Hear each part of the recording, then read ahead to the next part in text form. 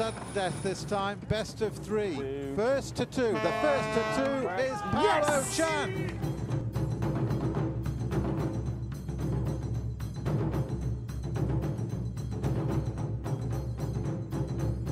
So Paolo Chan wins the 2009 Korea Match Cup, the coveted trophy and the top prize purse, his first win on the World Tour in some time.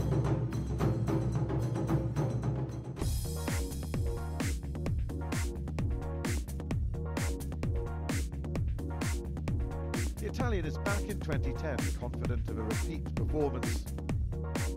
Normally here in Korea we sail in light to medium conditions, and the boats are pretty good and fast accelerating and maneuvering, so the boats are perfect for match racing in light breeze, and it would be great to defend the title, but this is the third event of the World Tour. All the teams are very well prepared, and so we must do our best as in any other event. To win again, Paolo Chan will have to beat 11 of the world's best match racers. Australian veteran Peter Gilmore, last year's runner-up Ian Williams, current world champion Adam Minoprio from New Zealand, France's Bertrand Pincet and Swede Bjorn Hansen. New Zealand's Phil Robertson starts after winning the Asian qualifying regatta, along with Frenchman Mathieu Richard, Aussie Torvar Mirsky, Swede Johnny Berntsson, Italy's Francesco Bruni and local Korean hope Park Gun-woo. We look at the first two rounds of the 2010 Tour after the break.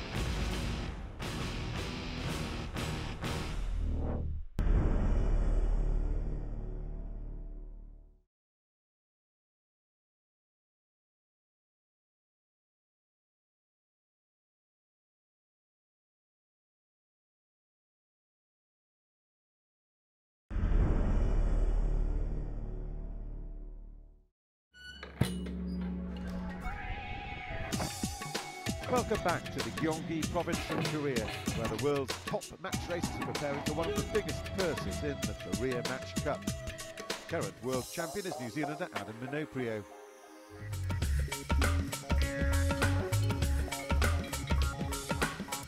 Winning the World Championships in 2010 was an amazing feat for the guys and I. Our goal in 2009 was just to learn what we can and secure our position in 2010 to try win it there, and to do it a year earlier is just fantastic for us. This year we've got a lot of pressure on us from ourselves to win the World Tour again, but also from every other competitor. From winning it last year, they are really out to get us, and so we've really got to make sure we step up our game and continue learning and improving to try and retain our title this year.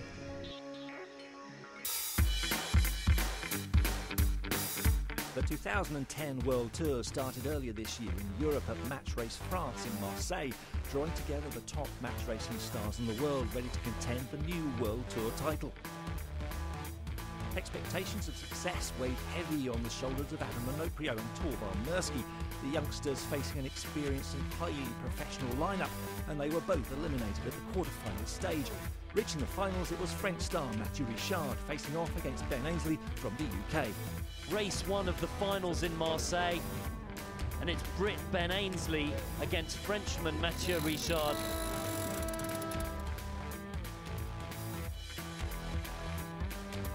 Ainsley certainly in control in the early part of the pre-start, pushing Mathieu Richard across the line, and now he has to come back, and Ainsley is on starboard in the controlling position. 21 seconds to go. Ainsley is pushing Mathieu Richard hard towards the pin, and Richard looks like he's early. Big slowing down, tiller waggling by the helmsman. Richard forced to tack away. And that's two tacks right on the start line. As the gun goes, Ainsley wins the pin. That's what they wanted, but he's very close to it. Just squeezing around, doesn't hit it. No penalty, but he got very slow as he got round the pin. I wonder if that'll have an impact.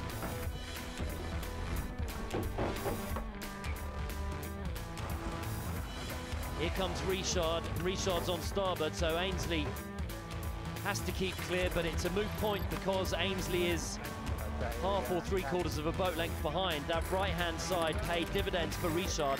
Either that or Ainsley took quite a long time to get back up to speed. Richard in great shape. Ainsley's really fallen into him. Coming up to the windward mark. And it is Mathieu Richard who's ahead. Attacking here. Ainsley's lost a couple of lengths as they tack around the windward mark. Okay, hoist.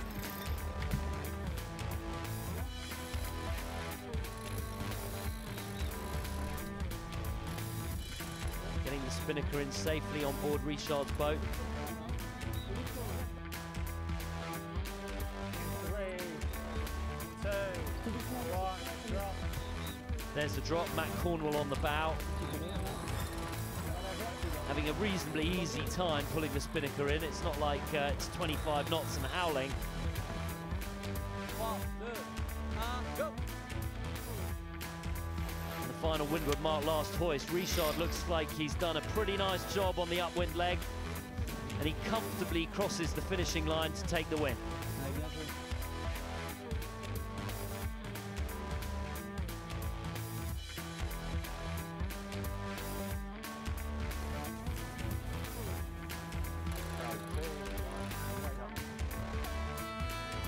There goes the gun. Both teams bang on the line, right on the money.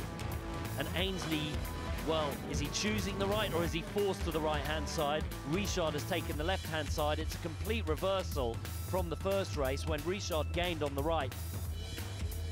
On board with Ainsley, and that's not a great view. As Richard comes to the windward mark. I think that's 3-2-1 in French. His light air skills in the finals have proved to be the real difference as Mathieu Richard and his French team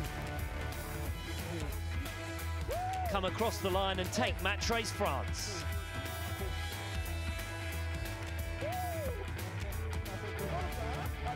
In the second race, we decided to fight for the left once again, and I think that Ben Ainsley wanted the left also.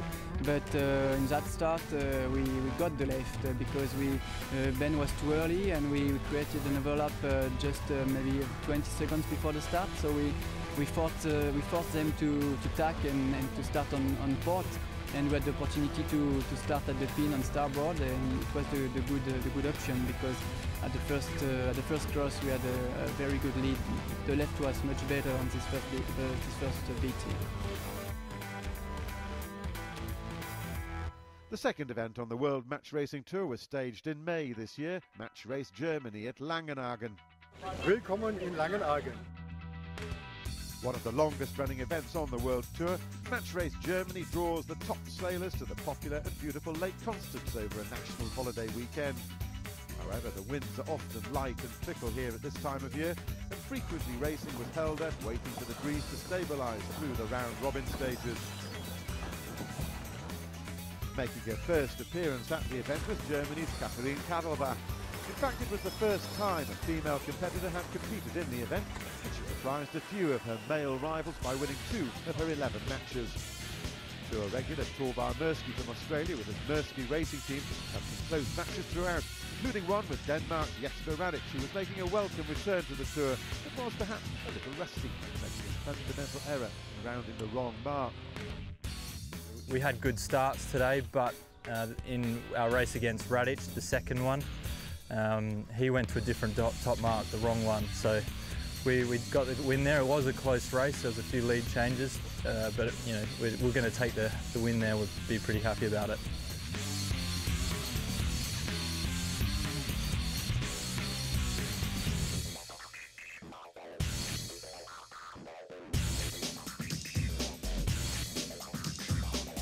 But as the week carried on, the best light wind experts emerged to advance to the quarterfinals and eventually on to the semi-final stages as the crowd swelled heading into the holiday Monday with just 4 teams left. Shah has to decide who you want to sail against who. Please tell me. Against Jesper Radic. Against Jesper, which means